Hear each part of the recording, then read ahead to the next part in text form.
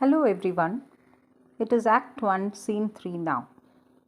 It is almost a month since the Lupercal festival.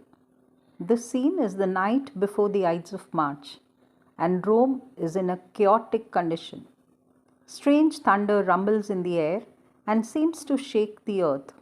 Lightning flashes. Casca is restless. When he meets Cicero, he tells him of the unusual happenings, but Cicero is calm and unmoved. Casca says he has seen severe tempests where winds have ripped apart strong oaks and the waves have risen sky high, but he has never seen a tempest like this. Tempest dropping fire. It could mean showers of meteors. He concludes that perhaps there is a civil war in heaven, or the gods are displeased with humans and have sent weapons to destroy the world. Cicero questions him whether he has seen any strange sights. Casca says yes. A common slave lifted up his left hand, which threw up a jet of flame like 20 torches joined, but the man's hand did not burn. He saw a lion that glared at him and went surly by. He also met 100 ghastly women, all huddled together, and they swore that they saw men all in fire walk up and down. And lastly, on the previous noon, an owl sat at the marketplace, hooting and shrieking.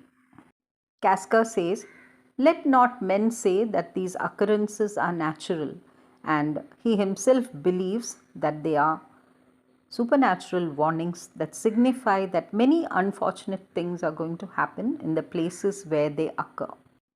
To all this, Cicero just remarks, "It's a strange disposed time. People may interpret these things to suit their purposes, which may be totally opposite to their true meaning or significance." And in a very matter of fact way says, this disturbed sky is not to walk in. But before that, he gets assurance that Caesar will be in the capital the next day. To give the impression that it is night time and so dark, the characters ask each other who it is and sometimes recognize them by their footsteps or voice. I would like to remind you that Shakespeare wrote his plays to be enacted on stage, and 400 years ago there was no electricity, so plays were performed in broad daylight. It was important to remind the audience that a particular scene is at night through words and dialogues. When Casca meets Cassius next, Cassius is not affected by the stormy night. So he says, "It's a very pleasing night to honest men." Honest men like Cassius, who have not gone against the republicanism of Rome and will not have to bear God's anger. Cunning Cassius uses the stormy night to put the fear of God in Casca, and the gods now are angry with those Romans who favor Caesar's kingship.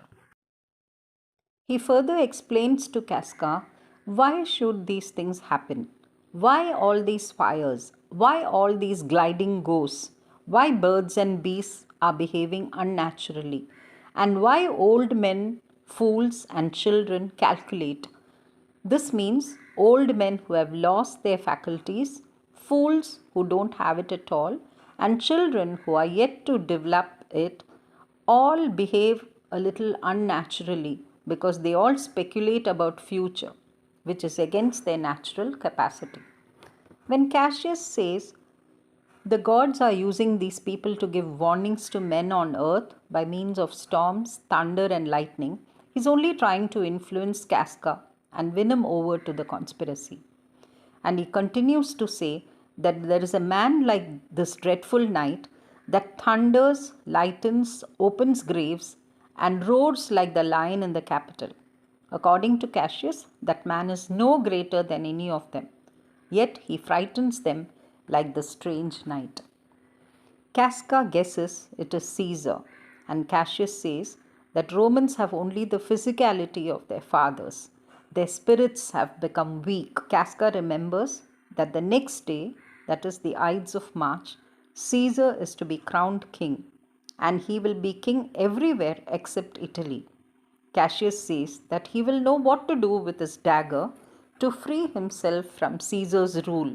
Cassius continues to say that a man can free himself from a tyrant by taking his own life. That power he has. So the weak become strong by escaping from the tyrant. Stony towers, walls of brass, airless dungeons, and iron chains cannot detain a man's spirit. When a man is fed up of worldly restraints, he can free himself. Everyone knows this. He says, Caesar is a tyrant because the rest of them are timid and meek. If Romans are like sheep, he will be a wolf. If Romans are like deer, he will be a lion.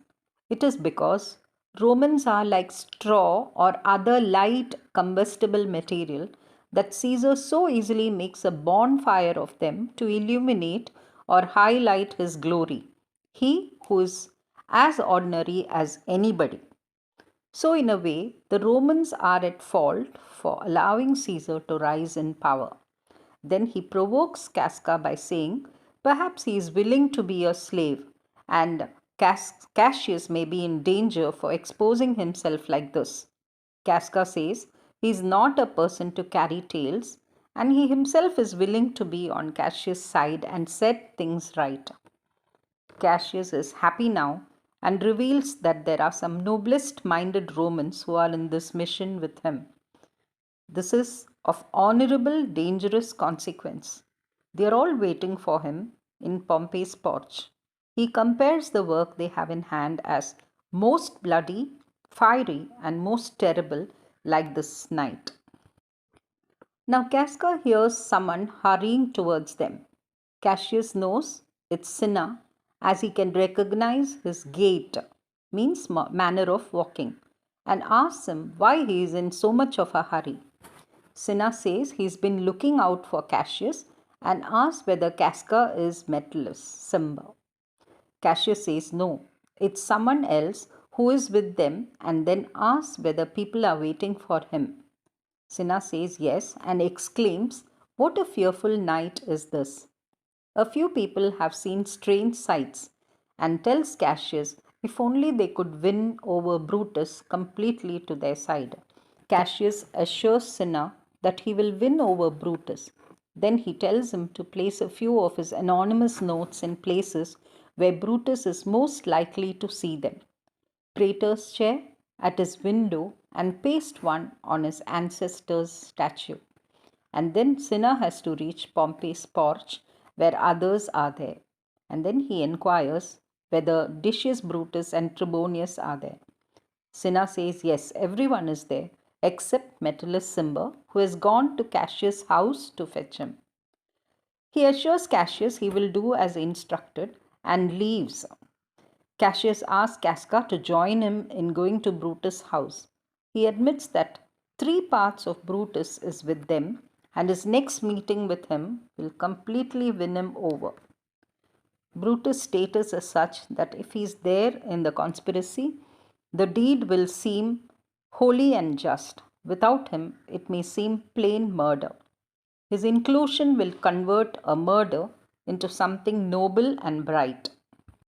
Casca agrees with him and wants to hurry as it is past midnight, and wants to be sure that Brutus is completely with them.